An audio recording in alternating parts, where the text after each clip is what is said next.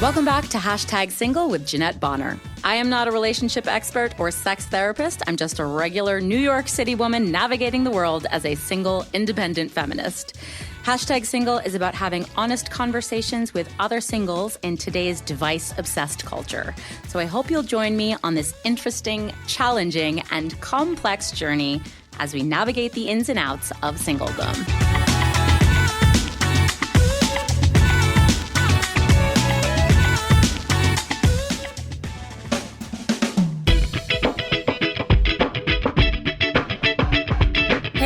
Welcome back to Hashtag Single. I'm your host, Jeanette Bonner, and you are listening to our 101 episode for November. And for this month, I've brought in my friend Sarah, who's an incredible costume designer for film and theater and TV.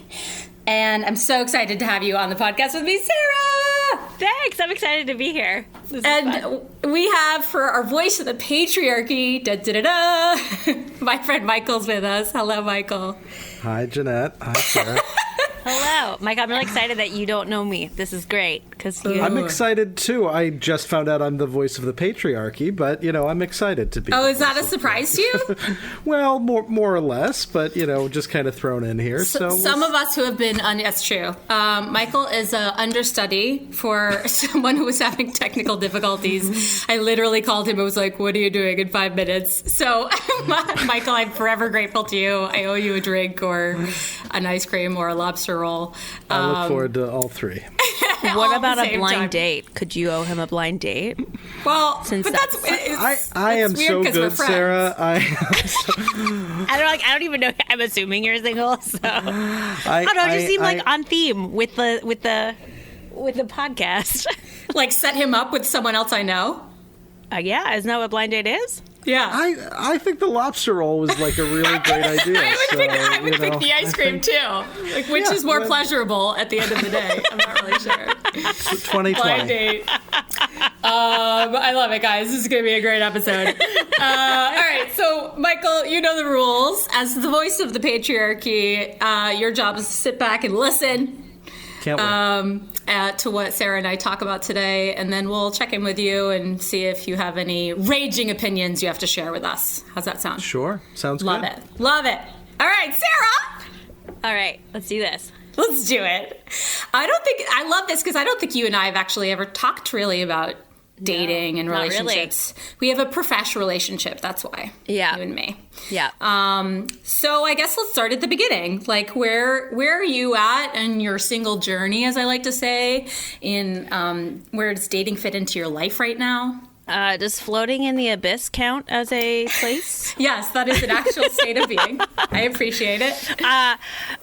So like full disclosure about myself, I've never really had a serious long-term relationship. The most serious relationship I had was 6 months. We were never officially boyfriend and girlfriend.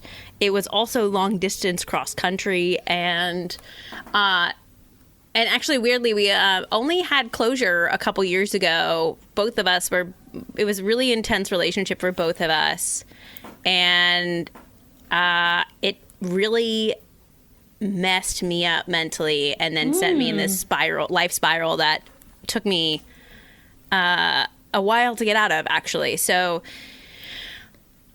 fast forward. I mean, I was really young. I was in college when we met. It was like one of those like romantic sweep you off your feet weekends where we met. I was in like out of a movie, Meet Cutes, where I met him walking down the street in Chicago when I was there for grad school interviews, and we started randomly talking because that's the kind of person I am, and had lunch, and it was this like magical, he like knew I was there for theater school interviews for design school, and we ended up going out to dinner, and he took me to see a musical. What? Yeah, 2 weeks later flew out for Valentine's Day, spent 5 days together. Like, it was just magic. And what the hell? And then it just crashed and burned, and I think it was supposed to, like, on hindsight, but at the time, I was devastated beyond recognition, and got into some pretty bad habits that have left a permanent mark. So I just didn't really date for a long time. And I mean, I like would date, but like not really care. And so now fast forward, I'm 34. I'm still on the fence if I want children. It really depends on who I'd be with. But I realize if I'm going to actually really ask that question in a serious manner, I probably should start actually taking dating seriously. So, so that's kind of where I'm at. I mean, I've dated a lot. I'm also the kind of girl who's like, if you don't want to be here, I'm not going to chase you down. Like, I don't want to convince you that you want to date me. Like, that is so much work.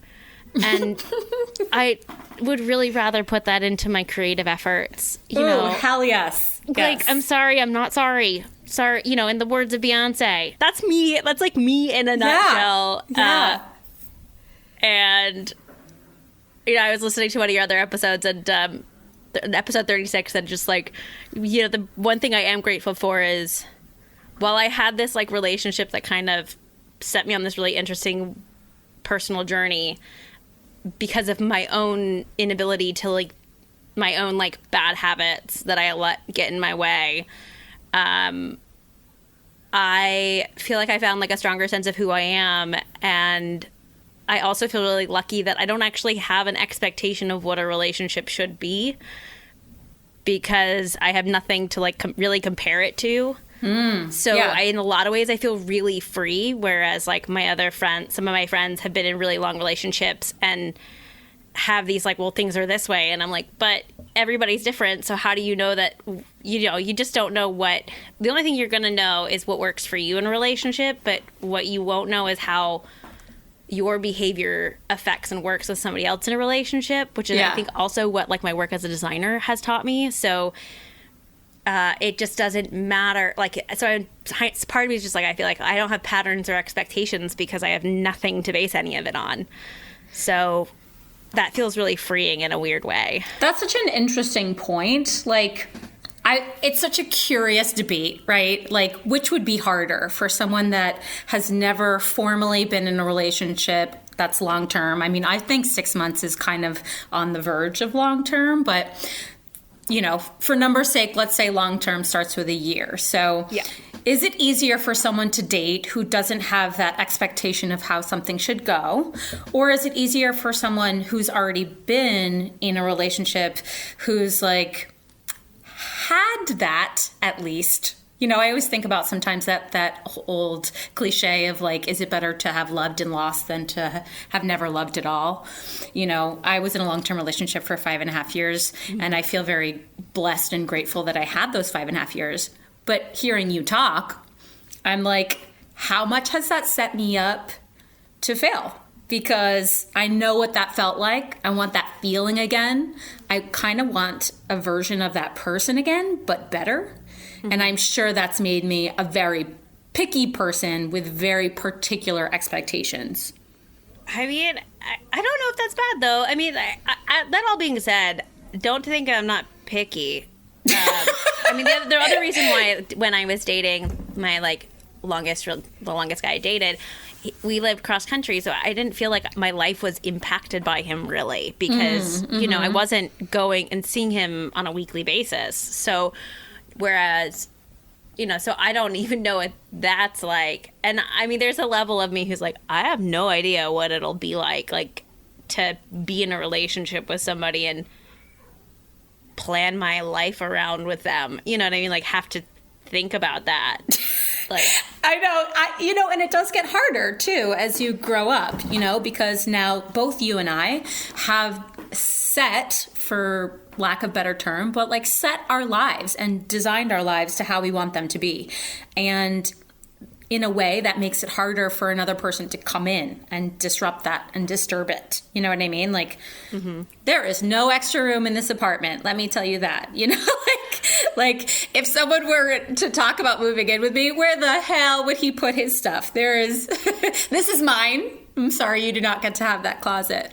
I mean, it's funny you say that though, because that's actually a big thing I brought up with my roommate, who's also single and who really wants to get married and have kids and do that. And I was like, well, we don't have the space in our apartment. Like, I'm much more comfortable with people in my personal space, but like, her room literally opens up into the living room. Like, it's a double French doors and like in a tiny New York apartment. So, you know, the couch is literally next to her bed. There's no way to like separate one another, basically. So if I was to have a date and she's here, like, and they were to come, especially now with COVID, right? Like, you're going to come over and we're going to sit on the couch. Like, she's right there.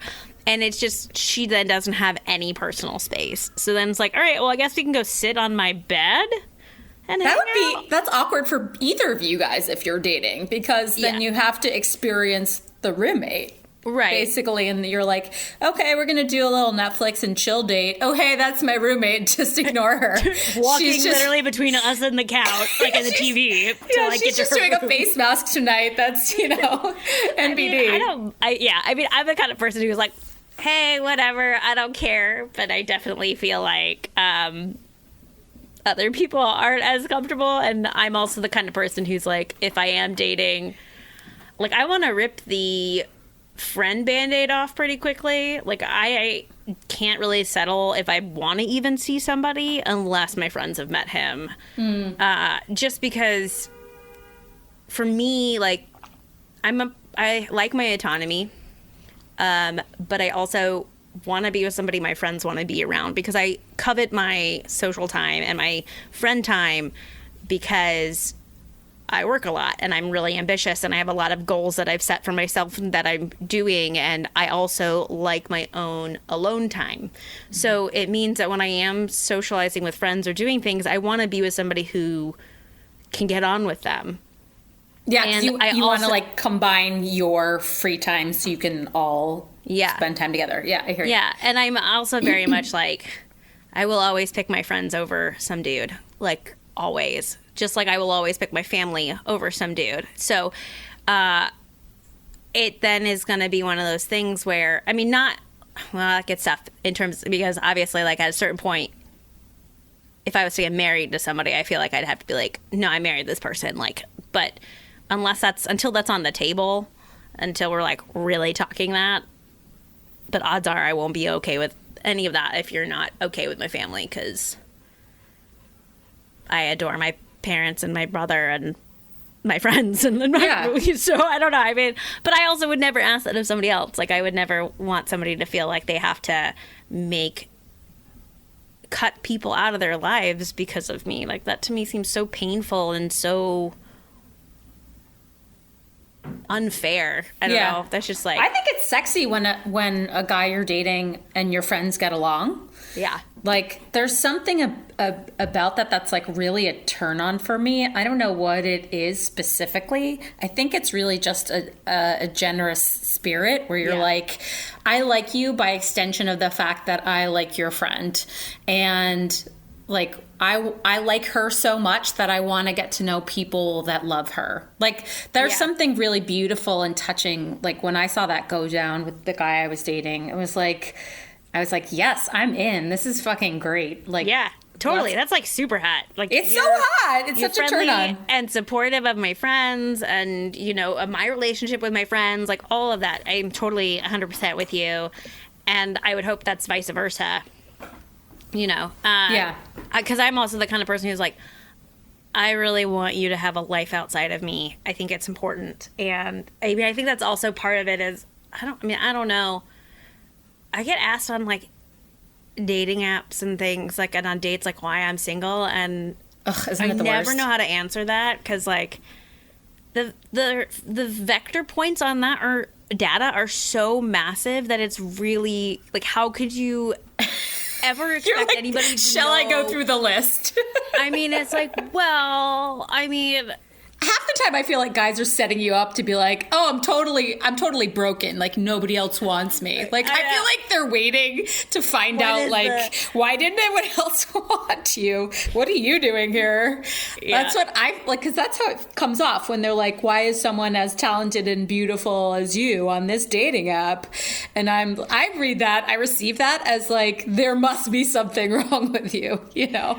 Yeah, I feel like, I mean, I also get a lot of guys who are like, you seem too good to be true. And I'm like, You're like, I am. Then I am for you, because you already believe that there's something inherently wrong in this. You know, it's tough for me is I also feel very tied to my profession. And there's a large part of me that feels like I really want to be a power couple, which then means dating apps might not work, you know, or I don't know. I mean, power couple doesn't necessarily have to be filmmaker and filmmaker, but you want to date in the industry. Yeah, or like just somebody who's really going after what they want in life. And I don't, you know, I'm an ideas girl. Like I along with being a costume designer, I host my own podcast on film design called Designing the Void, and I have a garment bag company of a garment bag that organizes your entire outfit that I created on my own called Set Ready Go.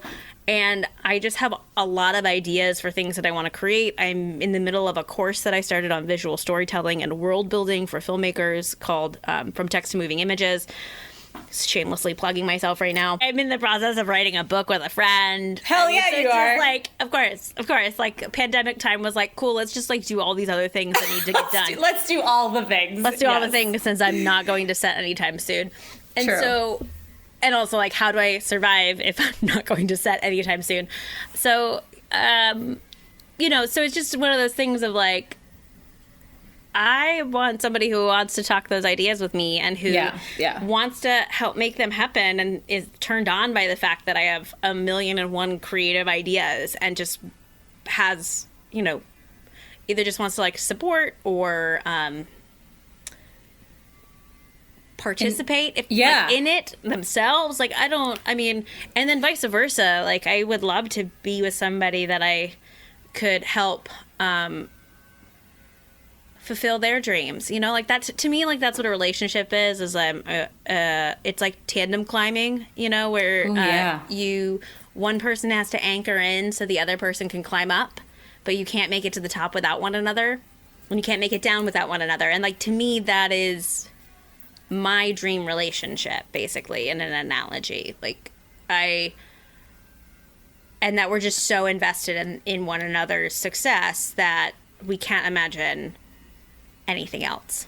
Like, it just, like, that's a part of what the goal, like, that to me is just what, when I think about relationships and what I want, like, that is what I want. I want to be someone's cheerleader while simultaneously having them, you know, push me, you know, lift me up. Yeah. I think there's a lot of women that I think can relate to that, me included.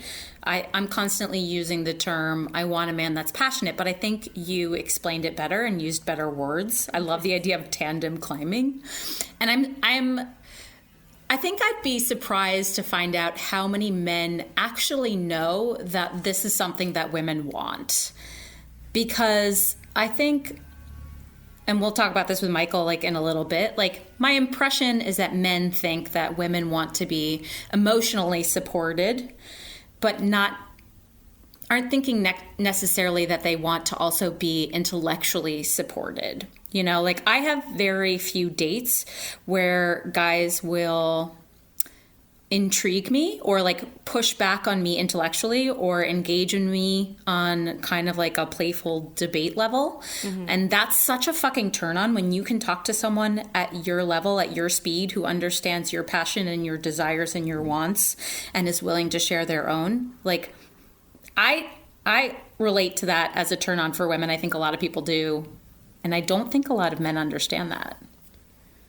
Yeah, I don't know. I mean, I feel like, well, I also, my question then also is, because I have, when I start to date, like, well, one of the things that I do now is I use OkCupid. and I've started using only OkCupid because it shows you all the kind of where you're different. And the number one rule, thing that I will rule out is if somebody says that, like, basically, I'm looking for the guy who thinks intellect is sexier than looks. Like, I feel like, just because I feel like that's what I need in a man is a man who goes, I'm really into brains. I also laughing because, like, I've been told I'm really attractive, or pretty attractive, so, like, I'm not. So I love that you just took that from really attractive to, like, I'm okay. I don't know. It feels weird. I feel weird. I mean, I get you're fucking hot, Sarah. Exactly. God damn it. I mean, I've only one guy was like, oh, you know, they've had you on like the hot list, and damn, they were right. And I was like, what? There's a hot list on OkCupid, and wait, and I'm on it. Wait, is that a real? That's not real. That's imaginary. That's real. No, apparently it's what? real. Apparently it's real. What is that? Oh my God, I need more information. I need to research this. I know. I just was like, oh, okay. That sounds like the origins of Facebook. Yeah. That makes me want to throw up. I mean, they do it for women, but they call it popular. You know what I mean? The popular guys. And they were all like 27. And I was like, why are you showing me this? I don't. I love your abs, but what can you do for me, really? Yeah, but where's your brain? Honest. Yeah. Because the reality is... You're going to call me gorgeous, and I'm going to get bored in 3 minutes. Well, so that's the other thing, is I really hate when people call me gorgeous.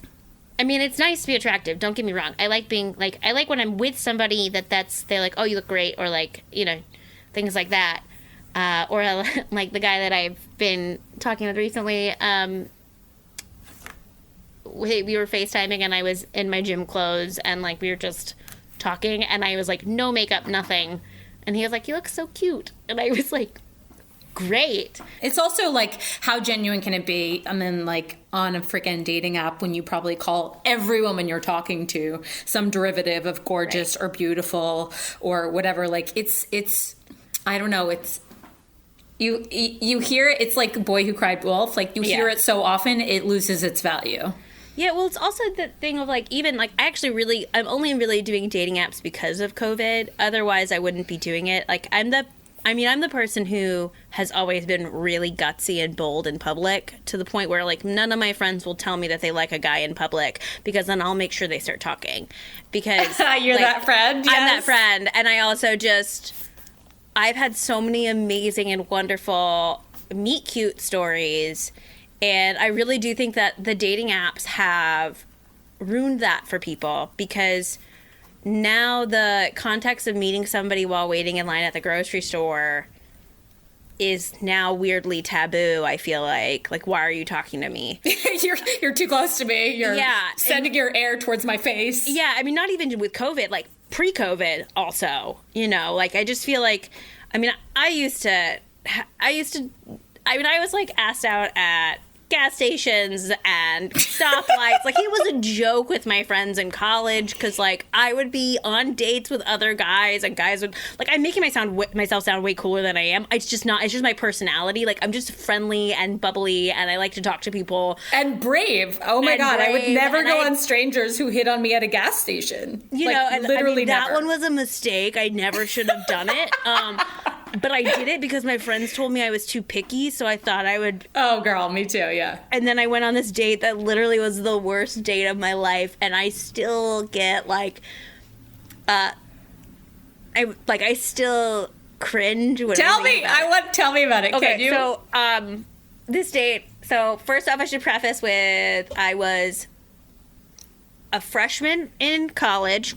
Okay. And I was still a virgin, so I was also, like, just to, like, because this is important, you know, so it's very innocent, and, so I'm like, all right, I'll go on this date. Like, the guy was okay, you know, and I thought, maybe we'll see, you know, people's personalities can make them more attractive than, you know, and I thought he was brave, and I'm also the kind of person who's like, I'll give you a shot if you're, you know, I think guts should be rewarded in a sense, True. Because often women are really nasty to guys, and I've had some guys that like have made me uncomfortable, which is why I've kind of had to be like, no, I have to be mean to you because you're not taking this hint that I'm telling you that I'm not interested, and now you're forcing me to have to like say something that's like, I can't seem to get it across that I'm not interested. And that always breaks my heart because I think that that's where like the male side of the equation of like feeling like women are not approachable, approachable and assholes. Like, I don't want to do that because I think it's so important. But also we like have to learn how to navigate that as people. So also young guys out there, if there are any young guys listening, like come at it with a grain of salt when a girl is, because she's probably just being defensive. Not that it makes it right. I don't think anyone should be rude to people. But I like if somebody touches me without my permission, then I get like F off. Going back to this date. So I have a very big rule that I don't allow a guy that I've just met to pick me up at my house. Like it's just a safety thing. Mm-hmm. And so I went there. I met this guy at the date, and my mom was like, "That why? Like, just have him pick you up. It's nicer." I was like, "No, I don't want him to know where I live. Like, I don't know this guy enough." We go on this date. I had just been like, we just got our food, and I had finished talking about how I trained horses for 8 years, and at the time I still had my horse. I hadn't sold her yet. And so like, you know, horseback riding was a really big part of my life, and training horses was a really big part of my life. And we get done, and he just kind of gets really still and looks up at me and goes, "So, you like to ride?" No! Yeah. And I was like, No! Oh, I knew what he meant, but I was like, and I was like, Yeah, I know. You're like, Right. I'm going to give him benefit of the doubt so you can get out of this gracefully. Yes. yeah, I was like, ride what? And he goes, ATVs. Do you like to ride Dick. ATVs? I was like, yeah. So I was like, crap. I have to finish my meal with this guy, or at least eat some of this. And I had, of course, picked a place that wasn't expensive, but was also like good food. So worst case scenario, I had yummy food. Oh, good. Good call. Good call. You know, this was actually like, I've long been I don't do first dates on with meals. Long before people started saying you should never do a first date meal. Yes. Because of this date, I was like, never again. Oh my God. We're like done, and I literally was kind of like, all right, I'll wait out an hour because I don't want to be rude.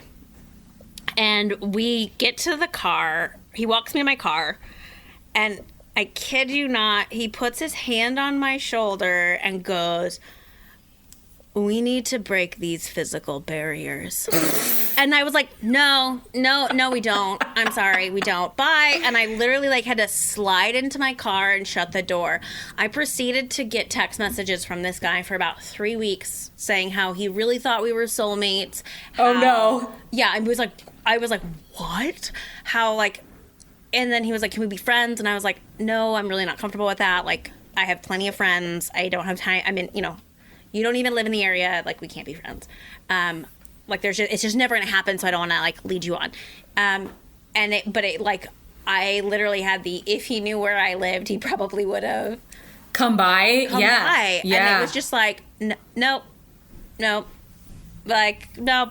So, like, that was, I mean, to this, like, I wish you could see me in person, because I literally did this, like, sink down, slide, slither into my car to get away from this man. I was just like the most no, it wasn't. I mean, I've had a couple other uncomfortable things. Like, I've been followed down the street a few times. So that's also like a little weird.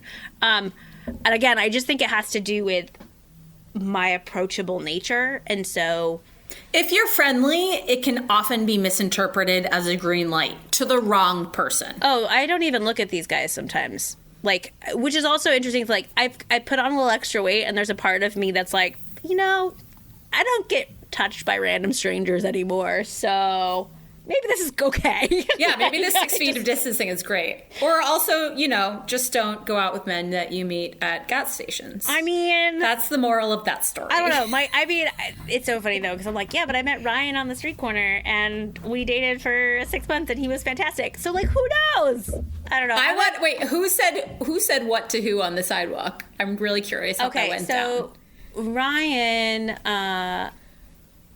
he and I, so what had happened was I saw him, thought he was cute. I also am a very firm believer that women make the first move. Okay.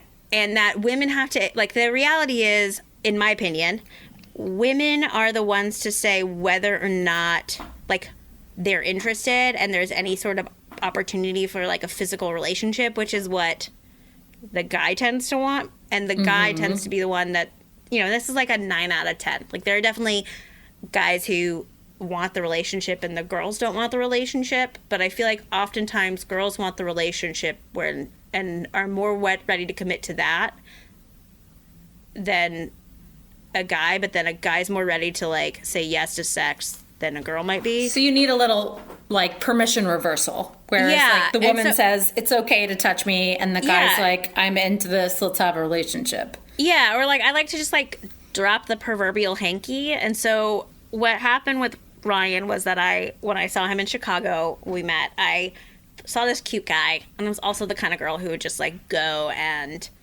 be like, there's a cute guy, so I'm going to position myself so he has to see me.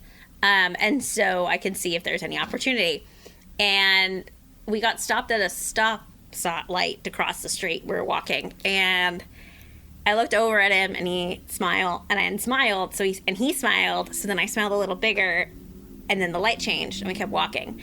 And then this guy approached me to, like, donate money on the street, and I was just, like, again, I'm super approachable, and I don't like being rude, and I was like, I don't know how I responded, but however I responded, Ryan heard it, made him laugh, and that was his in for the conversation. And so, but I had already, like, laid the foundation of, like, you can talk to me because I smile, like, I gave you a bigger smile, like, I give him credit because I feel like I've had smiley exchanges with people in various locations where a woman knows that is a permission to, like, hey, I'd be open to you coming to talk to me if you wanted to. Yeah. But as you said, maybe because of fear of rejection or people have been rude to in the past, like, most guys won't then take that and follow through, you know? Yeah. And then who asked who to lunch? I can't remember because it came up to like, well, what are you up to right now? I was like, I'm looking for a place to eat. And this was like before Google Maps on your phone. So I literally was wandering around looking for somewhere to eat. I had just gotten into Chicago and, and it was just like this. All of a sudden he was like, oh, great, me too. And we had lunch together. And then I was like, he's like, what do you have to do? And I was like, I have to go buy things for my grad school presentation for tomorrow. And he goes like, great, we'll share a cab. And then I was like, well, what are you doing for dinner tonight? Like, you're alone. God. I'm alone. Like, let's be alone together. And so it was just like, it was just a series of yes ands. Let's just say that. It was just a series of yes ands. And I tend to be a little like suave when I'm dating and act like when I'm out and about. So, which is also why I'm just not a fan of dating apps because it's just so contractual in my mind. Whereas like the fun is the yes ands and the flirting is missing. I say this 400 times. Yeah. Podcast episode is like, there's no fucking flirting, and that's the fun part about dating. Well, and that's and when you're not having fun, why keep going back to it, you know? Yeah, I'm very curious to hear what Michael has to say about this later. Like, I also feel like that's what makes relationships fun and why you stick around is the flirting. I mean, I'm very lucky. My mom and dad have been married for over 40 years. My grandparents were married for over 60 years. My aunt and uncle were married for almost that as well until my uncle passed. Like, I've just been surrounded by a lot of long-term, really affectionate relationships. And, that kind of care and doting and flirtation and, it has to be there for the relationship to thrive. I think so. And I agree. It's also just so much fun. I don't know. I mean, my other thing is like in relationships and what I'm looking for is I'm looking for that person who says, I want to make this person happy. Like, that's fun. Yeah. Right? Yeah. Like, that surprising them and delighting them is fun. And that's why I want to show up for this relationship because they do that for me and I do that for them. Like, that to me is the ultimate. And then we help each other climb the mountain. And I guess we can sing. Sounds so simple. I don't understand why I'm not finding it. know. Shall we check in with Michael and see what he has to say about some of these things? Yeah, Michael, you've been listening so patiently. I have. There's a series of helicopters that are flying over my apartment right now, so if it gets really loud, just Oh my know God. that that's... Nothing alarming about that. I mean, I've never heard anything like it, so we'll see what happens. I mean, Okay. I guess during the early months. Maybe we'll have some action on hashtag single. He's like, guys, I have to go. I can't wait. But no, what a strange and wonderful experience. I feel like I'm like eavesdropping on. Isn't it weird? Brunch. You know, like it's like you're at brunch and I'm at the table next to you, and I'm just kind of That's what most what of my VOPs have said. Like, it's kind of cool just like having like to be a little fly on the wall and hear how women actually think and actually talk about dating. No, I was just going to say, and I think that there's something very telling about the kind of unfiltered and communicative aspect of it that is it's enjoyable to breathe in, but it's also perhaps different than how I think the information is sometimes relayed to us in those same conversations.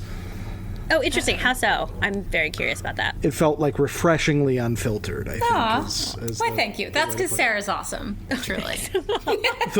It's more Sarah than me. I don't know. I want to know, since we just talked about this, have you ever started a flirty conversation with a woman that gave you a smile in a public setting? Once on the subway, a number of years ago, and and it was something where I think I always craved that kind of meet cute. It was always something I wanted and something that I absolutely never encountered. For better or worse. But the one time that it did happen, this person was really kind of smiling at me from across a crowded end train, and I kind of, meandered my way over, and it turned out that she was someone who I didn't know, but she knew who I was. Work-wise, I should mention that I work in the theater industry. I work as a casting director, so it was kind of one of those like, oh, that's what this is. And here's my headshot.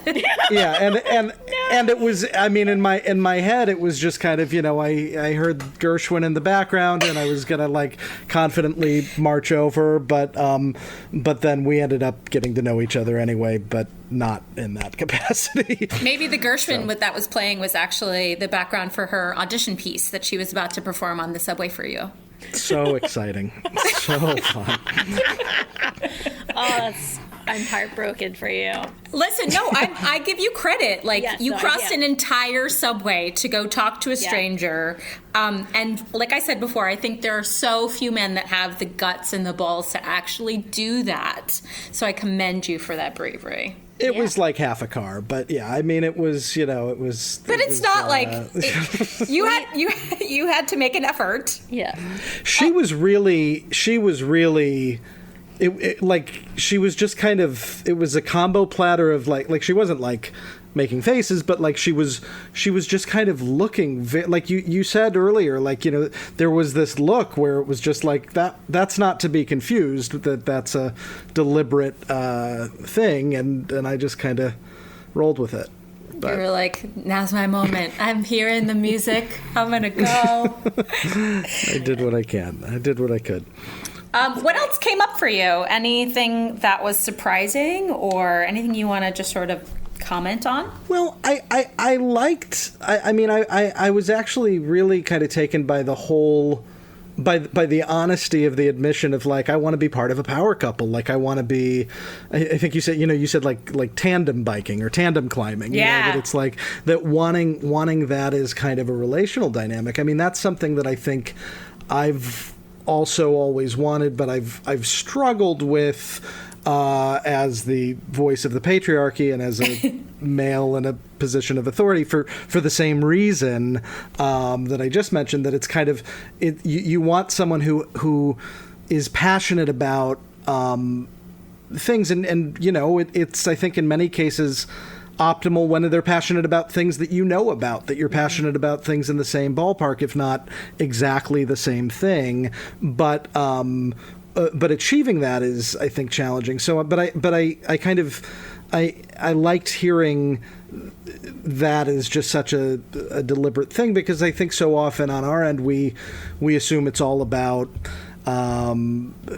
chemistry or something like, and I think that can manifest itself in many different forms, and that's one of the ways that appears is by showing that we could support each other in whatever relationship is chosen.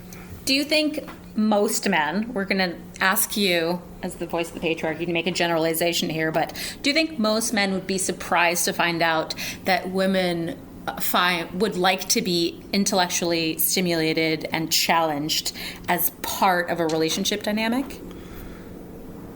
I think that's maybe pushing it a little bit. I think that, I think there's also kind of a New York aspect and I think dating is very different here. True. Particularly, and I think that's one of the ways where I don't think, I've been here 18 years. I don't think anyone I've dated would love me saying that I felt they just never sought intellectual stimulation. Like, I think that that's oh my God, that would be a very dangerous road to toe. And I think most men are with it enough to agree. I think that there are different dynamics and role models where that varies. I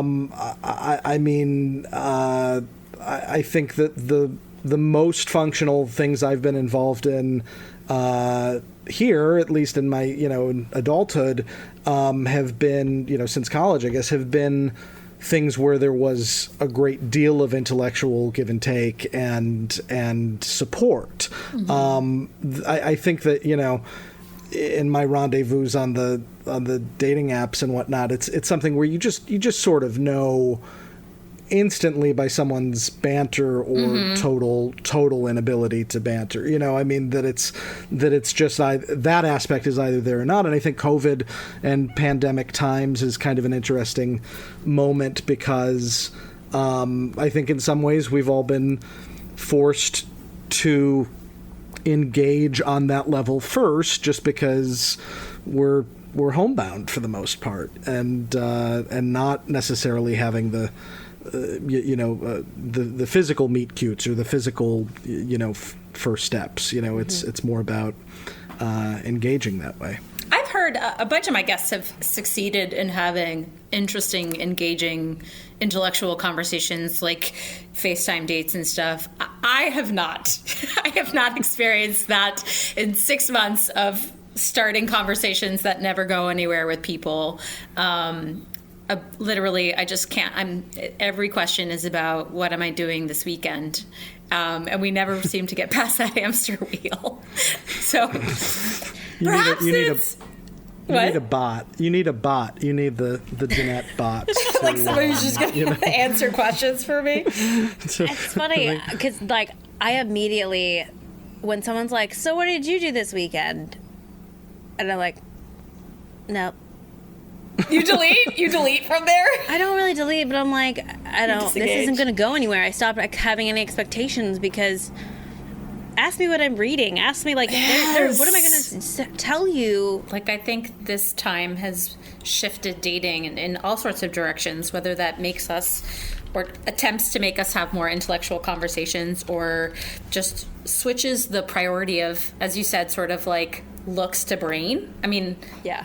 I haven't experienced that myself, but I love hearing that that's what you're experiencing. It sounds, Michael, a little bit that's what's happening with you too, yeah? You're having better conversations than just I think part of that is just I've aged into a point. I'm 39, and I think I've just aged into a point where, I've kind of gotten to the place where I've been on that hamster wheel in different capacities, and I know what to prioritize differently, perhaps. And so I think that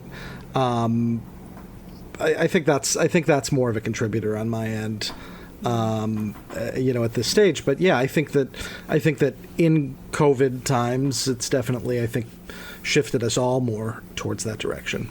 Well, that leads me into my sort of tie-up question for the episode, where I just want to hear from both of you your thoughts around how has this year changed the way that you view your dating life and your dating experience? I will say I just got a text from my friend, and I learned that the helicopters are for the Spider-Man movie that they're shooting. Oh, dear here. God. So here in Sunnyside, I guess that's why they're shooting the new Spider-Man movie. So it's not World War III. We'll be okay. So, Just as a quick update, everyone's going to tune into #Single to find out what's going on with the helicopters.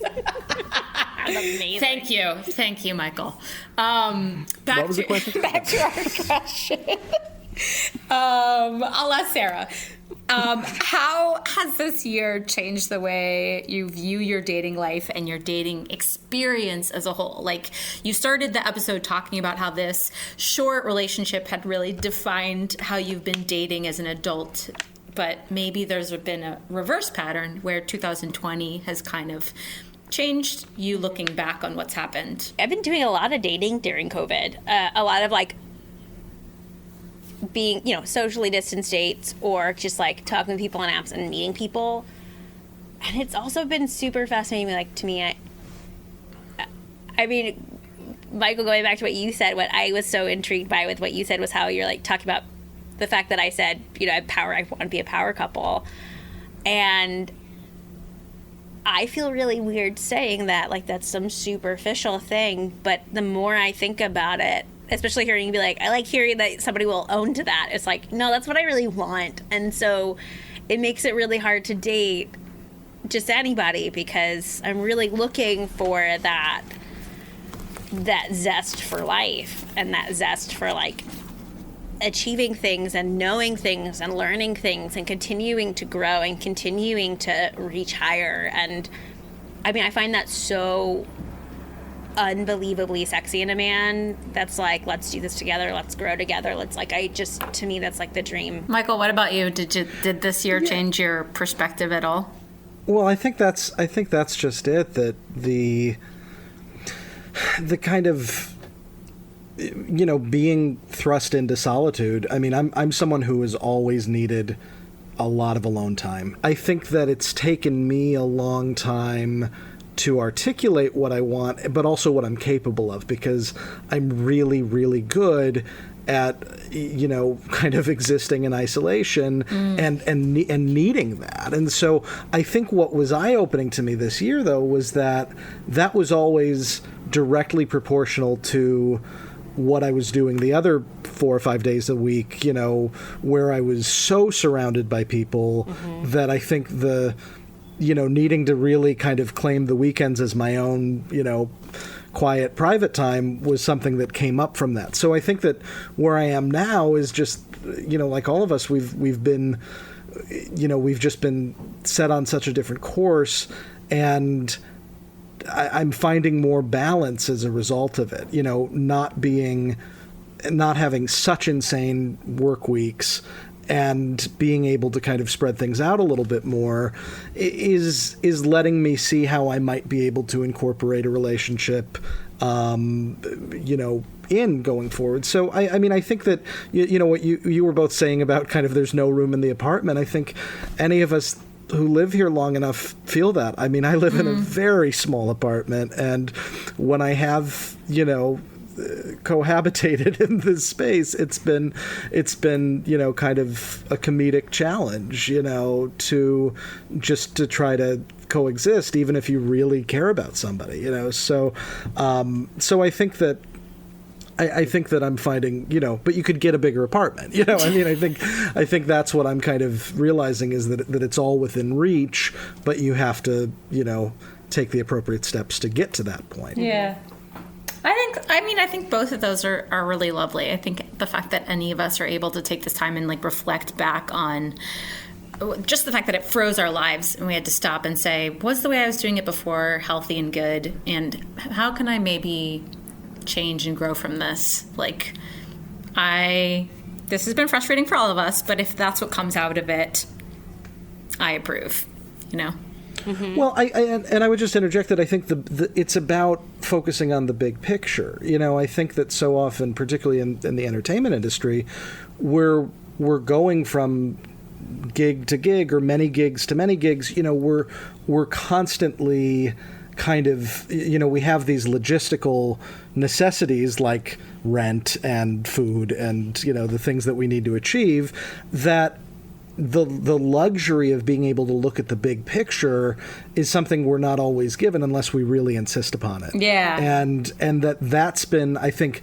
the parallel in terms of dating is that, I think there's one path where you just work and work and work and you're not sure what you've achieved artistically or, in terms of society. There's another path where you just date and meet people and hope something works out, but you're not necessarily looking at the big picture.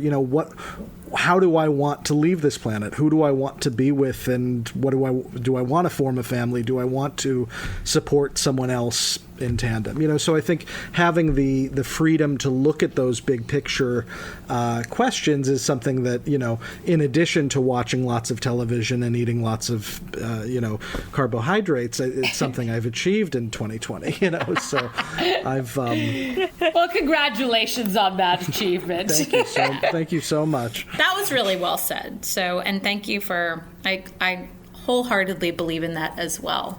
But thank you for sharing that. You guys, it's been lovely to have this chat. I wish we were in person and we could go get a drink and toast to each other. But I'm so grateful for you both for sharing your stories and your insights and your questions and power quotes. For this episode. It's been a delight to get to know you better in this way. So thank you so much for being here. Thanks for having me, and Michael. Thanks. Michael, was really great. Thank you, Meeting Jeanette. you Thanks, Sarah. via the interwebs. I hope you're friends forever going forward. Brought together by #single. If you and your friends want to meet more strangers, no, I'm kidding. But on that note, guys, I will just say thank you so much for joining us on this episode and listening in. If you have a friend that you think could benefit from some of Sarah's positivity and some of Michael's insight, please pass this along. As always, we are having the best conversations over on the Instagram. We're having funny single memes and inspirational quotes and comments, so we hope you'll follow us over there at #singlepod, and we will have a brand new episode for you in 2 weeks with our guest excerpt for the month. We will catch you next time.